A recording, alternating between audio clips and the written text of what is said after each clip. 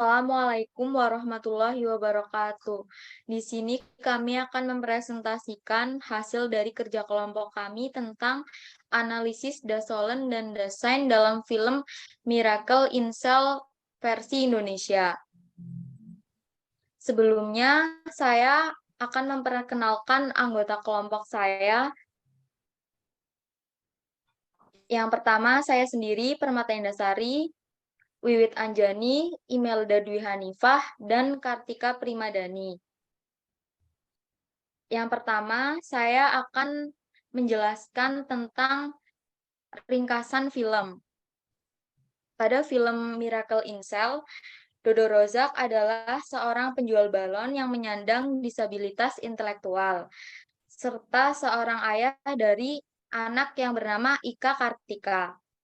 Suatu hari, tahun 2002, Dodo dituduh membunuh dan memperkosa Melati. Meski mencoba mengaku tidak bersalah, polisi tetap menekannya. Dodo dibawa ke lapas di mana diperlakukan secara kasar oleh petugas yang bernama Hendro Sanusi.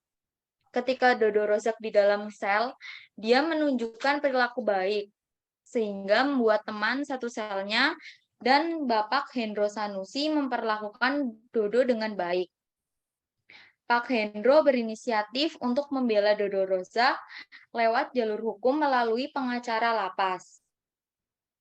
Akan tetapi pengacara lapas yang bernama Pak Ruslan menekan Dodo agar ia menjawab telah membunuh Melati atau taruhannya hidup Kartika terancam.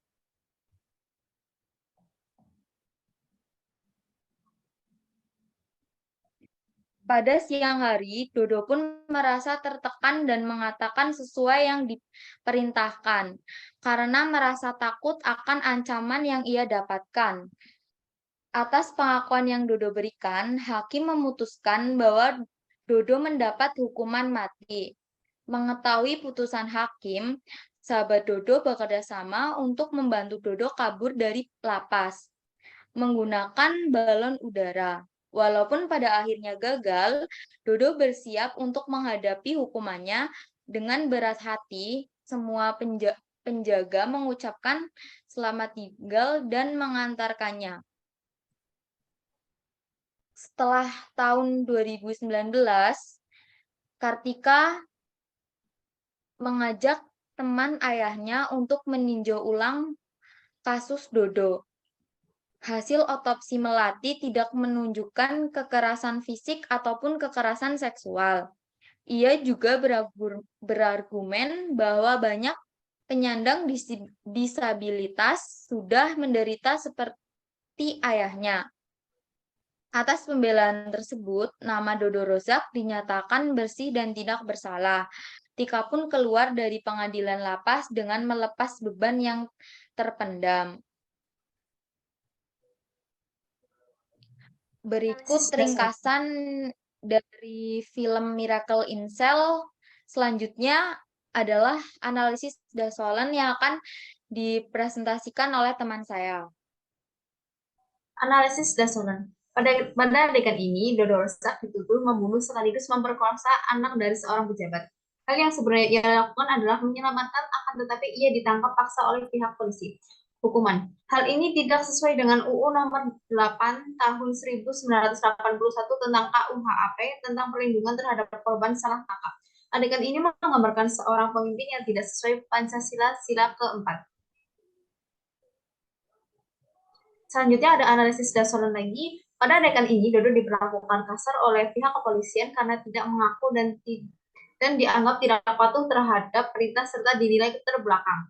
Hukum. Hal ini tidak sesuai dengan Peraturan Kepala Kepolisian NKRI nomor 14 tahun 2011 tentang Kode Etik Profesi Kepolisian Negara Republik Indonesia, juga mewajibkan setiap anggota polisi untuk menghormati harkat dan martabat manusia berdasarkan prinsip HAM. Perlakuan sipil terhadap Dodo menampilkan pelanggaran sila kedua kemanusiaan yang adil dan beradab.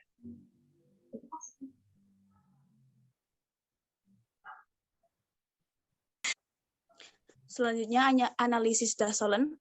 Pada adegan ini, pengacara Dodo yang bernama Ruslan berusaha menekan Dodo agar ia menjawab telah membunuh Melati atau taruhannya hidup Kartika akan terancam. Karena takut akan ancaman tersebut, Dodo memutuskan untuk mengakui demi keselamatan putrinya. Hukum hal ini tidak sesuai dengan pasal 117 ayat 1 KUHP menyebutkan keterangan tersangka dan atau saksi kepada penyidik diberikan tanpa tekanan dari siapapun dan atau dalam bentuk apapun. Penistaan janji oleh pengacara mencerminkan pelanggaran sila ketuhanan yang Maha Esa. Kemudian ada analisis Dasein. Pada adegan ini, anak dari Dodo Rozak, yaitu Ika Kartika, menjadi pengacara untuk membantu menyelesaikan kasus ayahnya, bentuk dari Pancasila sila kelima, yaitu keadilan sosial bagi seluruh rakyat Indonesia. Berikutnya, pada menit 2 jam lebih 3 menit, terdapat analisis Dasein. Pada adegan ini, Kartika mengajak Japra dan teman-teman yang sekarang sudah bebas dari pengadilan untuk meninjau ulang hukuman yang diberikan hakim atas Dodo dan memberikan bukti-bukti bahwa Dodo tidak bersalah. Bukti adegan ini sesuai dengan Pancasila sila ketiga, di mana menampilkan persatuan Indonesia.